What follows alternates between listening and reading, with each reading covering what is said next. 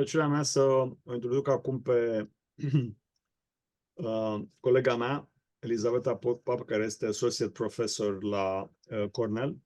Elizabeta Popa și-a făcut trainingul în Statele Unite și după fellowship-ul de la Mount Sinai este la Weill Cornell, este Associate Professor. Specialitatea ei este pe de o parte în tumorile gastrointestinale și pe de altă parte în sarcoame, dar de asemenea doctorița Elizabeta Popa are un interes deosebit pentru tumorile rare și în grupul de la Cornell de tumori solide, dincolo de sarcoame și de tumorile gastrointestinale, se ocupă efectiv de o junglă de altfel de tumori rare, cum ar fi tumori de glande sudoripare, etc., pe care le vezi o singură dată în viață.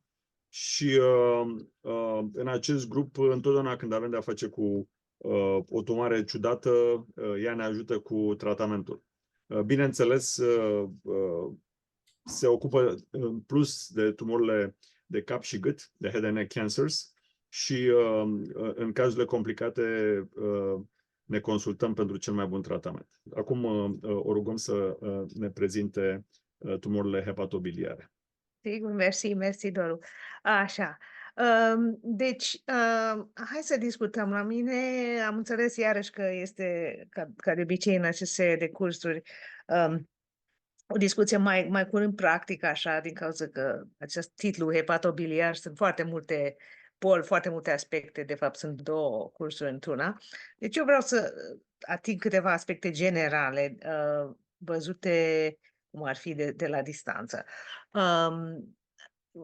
Iarăși, evident că vorbesc românește, dar mă cam enervează să stâlcesc engleza și româna, deci eu o să trec în engleză și cred că toată lumea va înțelege, fiindcă mie mă înscrie la ureche un pic amestecul. Deci, dar în orice caz, pentru prezentare voi vorbi despre biologia celor două boli, vom vorbi despre generalități în tratamentul de boală timpurie, boală avansată și mai la urmă vom discuta puțin despre rolul așa zisor biopsii lichide de DNA în aceste două boli. So going to English. So as an introduction, we will review quickly the types of hepatobiliary tumors, a little bit about the epidemiology of HCC and cholangiocarcinoma, and some of the risk factors. This is sort of, again, a general overview for us to sort of gauge where we are now compared to years ago, rather than a replacement of more in-depth details. In general, the worldwide trends in incidence have thankfully been going down for HCC and CCC. The predominance actually of both diseases is highest in Southeast Asia. And interestingly enough, in terms of incidence, the top map is incidence, the bottom is actual mortality. Obviously, there's a parallel, and these two statistics mirror each other. What is interesting in terms of trends is that though Southeast Asia is the hotspot, it is also the area where in the past 20 years, especially in China, there has been significant state programs for vaccination, prevention. And so the actual trends of many of the risk factors for these diseases have gone down. And this is what's driving down the worldwide statistics for hepatocellular carcinoma and cholangiocarcinoma. Actually, in the US, the trends are unfortunately slightly higher. Overall, you could probably say there's a plateau. But again, this is just a case in point that prevention is extraordinarily important. This is just more granular aspects of the same thing. Both diseases, unfortunately, occur much more often in the men. And basically, there is a decline in these in the risk factors for this in Asia. So in terms of risk factors and annual transformation to disease for hepatocellular carcinoma, you can see that actually transformation of so-called NAFL or alcoholic steatohepatitis is highest in terms of transformation of disease chronic cirrhotic and liver disease to liver cancer. But so is hepatocellular carcinoma. The incidence is high in HBV and HCV. Risk factors for cholangiocarcinoma, we won't belabor the point, have a lot of overlap other than the viruses. You have alcohol, obesity, various parasitic infections, and cirrhosis. So in terms of other differences, which are very important because we're starting to learn a lot more, and this is key because both of these diseases had very few treatment options before. The differences in these diseases in terms of etiology will map out to differences in molecular profiles. So for example, between Western cholangiocarcinomas now and Eastern cholangiocarcinomas, there's definitely different etiologies. So for example, PSC, primary sclerosing cholangitis, is much more prevalent in the West, while liver fluke infection is more prevalent in the Chinese population. And they are actually causative factors which lead to completely different mutational profiles. So for example, IDH1 mutations are much more common in the Western population, while a lot more of the immune effects are in the Eastern population. Now, again, not to belabor a lot of this because this is extremely granular data on the evolution and the new concepts of transformation of hepatocytes to carcinoma cells, depending on etiology. Here we see a very nice graphic about hepatocellular carcinoma evolving from HCV infection and the mechanisms, which do include angiogenesis, chronic inflammation, reactive oxygen species, which lead to various trigger points in the genomic instability pathway.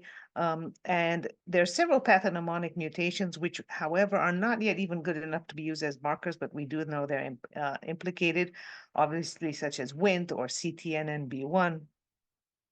There theoretically is still, we think, a transition, for example, for HCV infection of about 20, 30 years, going from normal liver to hepatitis to cirrhosis and finally to HCC.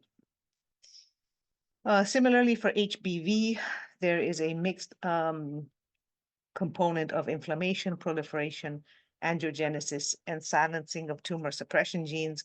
This is just one example where it is known that concomitant co-infection with HBV and hepatitis delta virus lead to increased, more rapid cirrhotic development and increased HCC risk.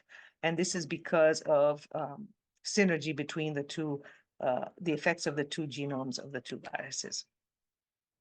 Again, you can see that the type of mechanisms of induction to HCC differ. There's a lot of epigenetic changes and DNA integration, obviously by default, HBV being a DNA virus, while there's a lot more of an immune response for HCV-driven disease. Again, HCV, it's now both HBV and HCV have treatments for it. And in a nutshell, treatment of the hepatitis virus will lower the risk of HCC subsequently. So again, prevention is very important. Fascinating data has come out in the past few years regarding the development of NASH, as we call it, so steatohepatitis, wherein a healthy hepatocyte, because of obesity and inactivity, is slowly transformed into a steatotic hepatocyte through the activation of inflammatory monocytes.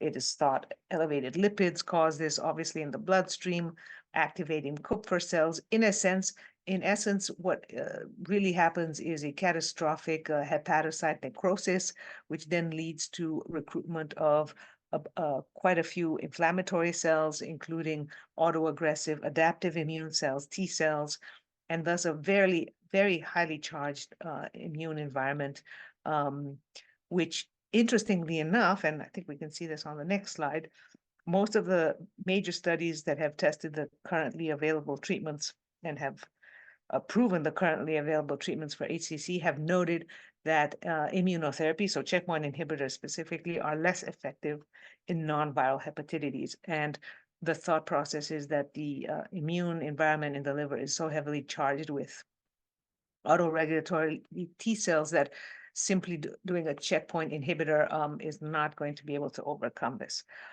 So very interesting. That doesn't mean we don't treat patients with non-viral HCC with immune inhibitors, but you may brace yourself to expect a lesser response. So again, in brief, going to cholangiocarcinoma first, we know the anatomy. There are major differences in treatment based on anatomy, which still remain classical teaching between intrahepatic cholangiocarcinoma, perihilar, and distal cholangiocarcinoma. Again, surgery is the mainstay of early disease, usually hepatectomy. Lymphadenectomy is a subject for another discussion, but it is done routinely, but it's not an extended lymphadenectomy because it has not been shown to be of any benefit. Embolization as a local treatment is used as an adjunct many times for hypertrophy of the contralateral lobe, or actually in inoperable patients, it can be used in minor sort of early stage disease, again, palliative, but with an excellent local response. Other local treatments, of course, are radiation and ablation. And this is mostly for obviously early stage disease, monofocal, preferably, or oligometastatic intrahepatic disease.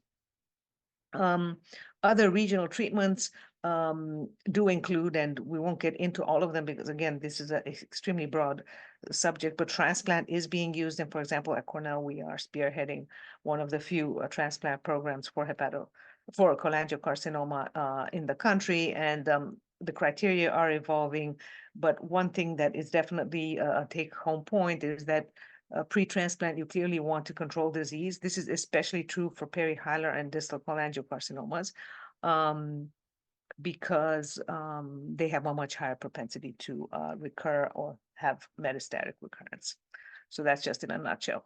Now, in terms of hepatocellular carcinoma, which obviously surgery again is the curative treatment, there are multiple classification systems which are in use and which are more pertinent to actual transplant topics and discussions and tumor boards.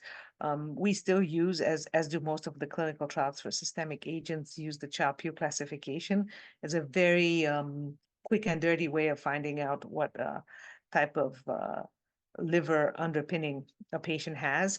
However, obviously we use the TNM system, the CLIP, the MELD score, obviously once a patient is being considered for transplant. These are variable combinations of localization, anatomy, and liver function. This is one disease, well, amongst others, in which function of the organ is part and parcel of prognosis and treatment planning. The only closer similar situation would be in lung cancer, where obviously to do resections, you need lung volumes and can have significant background lung disease. But for intrahepatic malignancies, cholangiocarcinoma, hepatocellular carcinoma, you definitely need to combine the status of the patient. And this holds true for advanced disease as well. So again, there's classification of these carcinomas. The TNM staging is not that critical in the sense that, of course, lymph node positivity is a make or break and is a very high risk feature that obviously transforms disease to stage 3. However, in terms of localized disease, it is much more, again, assessment of other factors, including liver function. For hepatocellular carcinoma, same thing. The transplant criteria broadly used include, and most of all, the Milan criteria, which are still the classic ones of a single nodule less than 5 centimeters or 3 up to 3 centimeters each. Every other transplant criteria have tried to loosen these requirements for transplant because obviously the idea is to reach as many patients with curative intent as possible. Of course, the trade-off is having more recurrences and transplant failures. So this is, again, out of the scope of this discussion. What's interesting to the one sort of algorithmic approach, categorization approach to these treatments is the BCLC, so the Barcelona criteria, which have been around for a very long time, were recently updated in 2023. And the idea, the main change in the BCLC, which again, beyond the scope to go through every single criteria, there is sort of a parallel with Child-Pugh status, which reflects the degree of cirrhosis of liver dysfunction, is that the intermediate B stage has been expanded and refined in terms of which of these patients could actually still benefit from downstaging and transplant. So downstaging is a very new concept in localized HCC now. Localized, again, to be clear, does not mean one single lesion for HCC. This is different from cholangiocarcinoma. You could have multifocal disease in the liver, as long as it's intrahepatic, without tumor thrombus in the portal vein, clearly without metastasis. And a lot more of these patients, hence the criteria, including the Milan criteria, are wide open. So a lot more of these patients are being included in transplant programs with the caveat of downstaging. And downstaging means being able to control disease, basically proving the point of a favorable biology. The most classic downstaging has always actually been a local regional disease, and slowly, we are making some inroads with systemic therapy. Now, where does this systemic therapy come into play?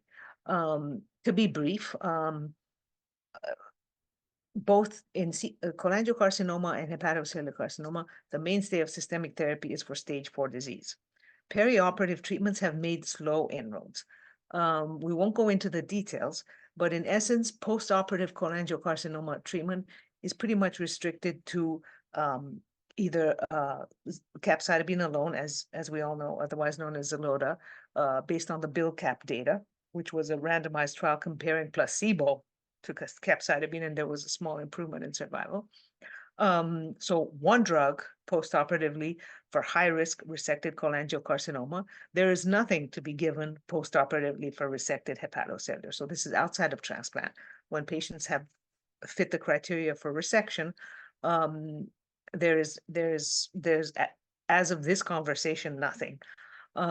Excellent responses were seen to atezolizumab and bevacizumab, which, as we all know, are PD-1 inhibitors and VEGF inhibitor combination, which is used as first line for unresectable disease. However, the caveat is, and we have this discussion almost every week at our tumor board, is that as far as the FDA is concerned, it is not yet approved because there were increases in toxicity, including grade 5. If anybody, hopefully everyone's aware of that, what that means. Grade 5 is morbidity. And clearly this is not really acceptable for a preventative treatment. It is possible that obviously the statistics will be hashed out, a little more follow-up will be needed for the FDA and for everybody to be convinced this is an appropriate treatment for high-risk resected HCC. But again, as of now, we have nothing. There have been multiple other trials. Again, we won't get into it. It's beyond the scope of this, that had signals for use for adjuvant therapy, but none to date. So everything we're going to go through now actually then is for advanced disease. Do we use these treatments to downstage patients, especially, and this is again for hepatocellular carcinoma, and perhaps we could say, have we used on a case-by-case basis for cholangiocarcinoma? Yes. In general, peri-transplant systemic therapy is a very specific subject in which the dominant drugs are gemcitabine, cisplatin in any case. The checkpoint inhibitors are not used preoperatively, and definitely no checkpoint inhibitors prior to transplant, given the concerns of theoretical concerns of rejection and lack of any data that there's any benefit. So everything we're going to go through right now is basically stage 4 or unresectable disease, or locally advanced, or patients who are not candidates. So for cholangiocarcinoma, the classic therapies can be seen at the bottom of the table. We have yet to deviate from using 5-FU-based treatments. The key, of course, were the ABC trials, with Europe being now more in favor of using GEMOX. We we don't use it anymore so much at all for first line. FOLFOX, oxaliplatin definitely has efficacy in cholangiocarcinoma. The more recent NIFTY trial using liposomal irinotecan, or actually classic CPT-11 can be used, and there is also some efficacy. Since the development of gemcitabine cisplatin as not only an efficacious platinum-based therapy, but also pretty well tolerated, and the more recent addition of checkpoint inhibitors based on the TOPAZ and KEYNOTE studies, these have become the first-line treatments. As we won't, again, belabor the point, it's about a quarter of patients respond. but there are overall survival benefits, which are statistically significant. So we do use now doublet chemotherapy with gemcitabine, cisplatin, and choice of durvalumab or pembrolizumab, again, really depending on what profile of side effects, though obviously they're very, very similar. Now, what's more interesting, again, this is cholangiocarcinoma, is that as opposed to HCC, which I will say upfront still does not have good signals, we don't really use mutational profiling so much on hepatocellular carcinoma because there are really no proven targets to use. In contrast, cholangiocarcinoma has shown several targets that are of interest and now have FDA-approved treatments. Of most interest are the first four, which include IDH1 mutations, HER2 or ERBB2 overexpression amplification, FGFR2 fusion or rearrangements, and BRAF mutations. Obviously, patients who are microsatellite unstable, which is extraordinarily rare for hepatocellular, it's not even tested unless you particularly ask for it. Any solid organ with mismatch repair are eligible for a trial of checkpoint inhibitor therapy, and depending obviously on the organ, first line or second line. For cholangiocarcinoma, we would probably consider treating someone with microsatellite unstable disease, first line checkpoint, but that has now already been incorporated in standard of care anyway, irrespective of MMR status. Again, interesting that, and this is a good table to portray this, that these mutational profiles have certain anatomical correlates. So IDH1 mutation happens much more often in intrahepatic carcinoma, up to a quarter of cases, while HER2 overexpression happens much more often in extrahepatic cholangiocarcinoma. Similarly, FGFR2 fusion is much more likely to be seen in intrahepatic cholangiocarcinoma, though not that common. And we won't get into it, but there are several targeted agents. Obviously, anti-HER2 treatments exist as well. So again, this is a nice illustration of all the mechanisms that we use. We have on the market at least 3 drugs, and we don't actually know which one to use. First, pemigatinib was the first one. Relatively well tolerated oral tyrosine kinase inhibitors for the FGFR2 fusion related tumors. We have the usually doublet treatments for HER2 overexpressors. First line therapy is preferred usually to use trastuzumab plus pertuzumab. Of course, you can use the combination targeted chemotherapy drug, trastuzumab deruxtecan as well. For checkpoint inhibitors, many of them are used, pembrolizumab preferentially, and durvalumab, obviously in combination with gemcitabine and cisplatin. Ivosidenib is for IDH1 mutant tumors and so forth. So we finally have several targeted drugs. These are not mutually exclusive mutations, but in general, it's very rare to actually have many. So if you put it all together, you probably are able to cover about half of cholangiocarcinoma patients with some sort of targeted therapy, theoretically. Now, let's just look at the time. For hepatocellular carcinoma, this is a timeline which I actually experienced myself after graduating a fellowship. This was my first subject for many years, for a decade. So I basically began as an attending exactly at the start of that timeline in 2007, where we had nothing except sorafenib, and we were not well viewed by our colleagues, given a 3-month survival benefit. But as we can see, it took 10 years to make the first step with anti-angiogenics and checkpoint inhibitors, and then we have an acceleration of discoveries. So the approved therapies now are abundant. Sequencing remains a major issue, because once you use one, there's no clear data what you can use afterwards. The studies themselves, for example, the studies getting approval for cabozantinib and ramucirumab, which are VEGF targeting agents, or cabozantinib is VEGF and multiple other targets, but in general on the anti-angiogenic substrate, were FDA approved, and because the studies were done post-sorafenib. What happens if you want to use them after checkpoint inhibitor, which is now preferred first-line treatment? So dual checkpoint inhibitor versus checkpoint inhibitor versus anti-angiogenic combinations are now standard. De facto, we obviously use these second and third line therapies irrespective of their lack of actual context. For example, very importantly, when patients get exposed to atezolizumab, bevacizumab, as first-line treatment, there is an increase in urea, which actually causes a relative resistance to some of the TKIs you may want to use later. So there's several very important points in being unsure or lacking true data of what other lines of therapies have to, sequencing and what second or third line therapies need to be used. But hopefully that data is forthcoming. So again, most of the studies have been, this is sort of just exemplifying where the research is at. So most of the studies are really concentrating on immune checkpoint blockade plus multi-kinase inhibitors, the last of which was the LEAP study, which tried to combine lenvatinib with checkpoint inhibitor with some results. But again, we're having multiple combinations. What we don't have are sequences because, as we know, this disease is not curable. And what we really need for longevity is the ability to sequence and to keep a response going rather than having spectacular results the first time around and then having nothing to reach to.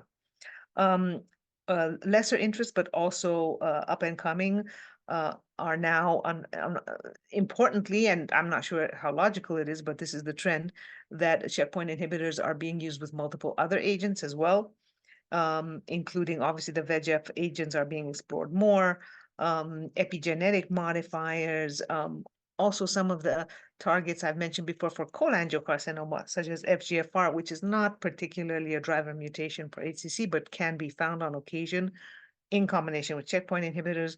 So this is truly the trend moving forward. This is just a general summary. Won't belabor going through each study. As I mentioned, the initial studies were against placebo, and now the studies have most of the time controls arm as a control arm sorafenib, which is again a relatively low threshold. Many of these studies remain first line, but now there are a lot more second and third line studies.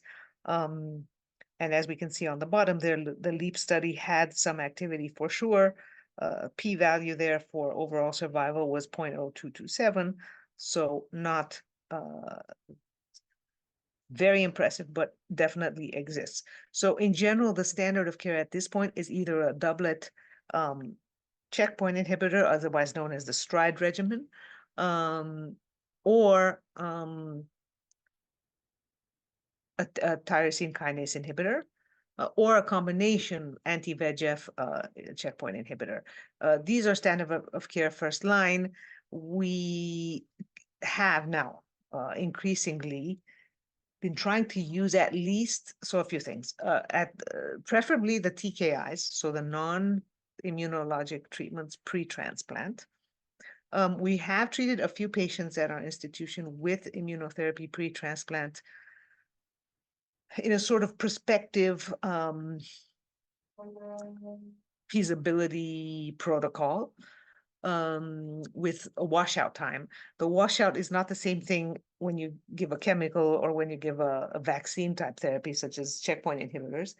But in any case, we are using on a step-by-step case, and we do have on a patient-by-patient basis. And there are some studies that show some ability to safely transplant patients after immunotherapy. The question is, what's the benefit of incurring this risk?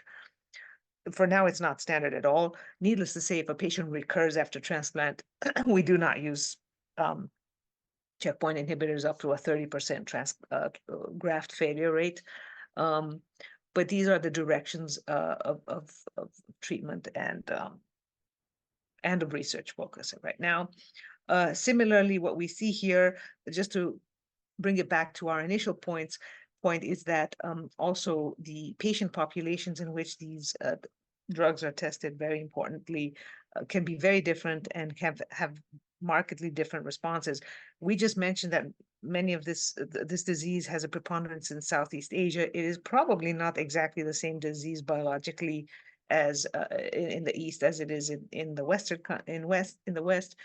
So there may be problems with studies such as these. For example, the Chin study from 2022, which had 80%, 82% Asian population, definitely had a great signal for using combination treatment, but it is to be proven again versus sorafenib if this holds true in the non-Asian population. So you will actually be able to see certain differences in terms of approvals from country to country.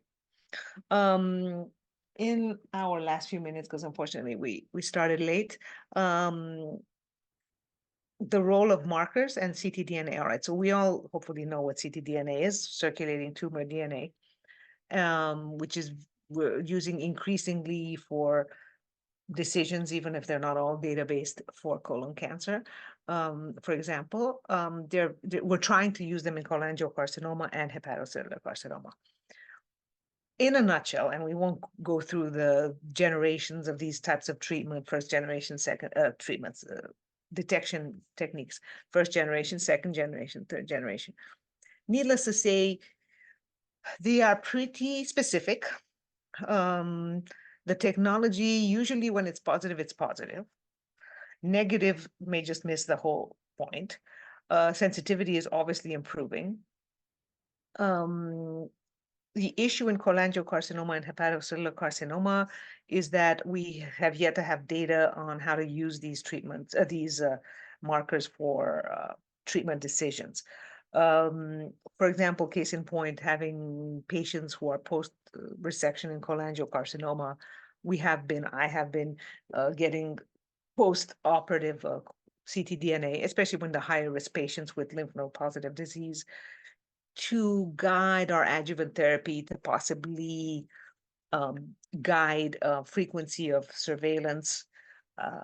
For hepatocellular carcinoma, similarly, we're trying to use it as a group in our transplant group at pre-transplant setting as a marker of active disease, as we all know, and we could get into this in multiple lectures regarding imaging follow-up of these patients, especially hepatocellular carcinoma patients, responses to local regional treatments, responses to systemic therapy. Many times you can't tell. Of course, we all measure AFP, we measure PIVCA levels, but we need something else to really know, for example, if a patient has quiet disease, if the hyperintensity, the uptake on MRI is viable disease or simply post-treatment changes. So we are using it in these ctDNA techniques in certain instances where we need more info in terms of surveillance and prognosis, but the data isn't there yet. Thankfully, we do have the tools, but the data is still quite immature for this. So in summary, for both diseases, local regional treatment, obviously, surgery remains the mainstay, which includes transplant for both diseases with different criteria. Systemic therapies really have their role in stage 4 disease.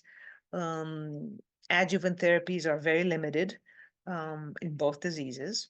Actually, in hepatocellular carcinoma, there is none, but hopefully going to be coming. I haven't really talked much about neoadjuvant, but you can consider this pre-transplant downstaging. So neoadjuvant or downstaging definitely has a role. It's still for the treatment of mostly HCC, but sometimes intrahepatic cholangio as well. Pre-transplant treatments are coming to the foray. We still need data. There's studies ongoing. Case series out of each institution on the efficacy of these techniques. But again, data is lacking. And last but not least, ctDNA is being used. So all of these things are being implemented in the clinic very cautiously, knowing that we don't know what things really mean. In general, if you have a positive ctDNA, or for example, even in hepatocellular carcinoma, we have various platforms. For example, we use OncoGuard here at Cornell. If it's positive, what does it mean? So as a case in point, I had a patient with a very high risk HCC that was resected. with the vascular invasion. Negative margins, nothing else, but implicitly the biology looked this way. And patient was very interested in getting the adjuvant treatment with atezo-bev, which I had to explain is not approved. I mean, I don't know if it would really benefit him.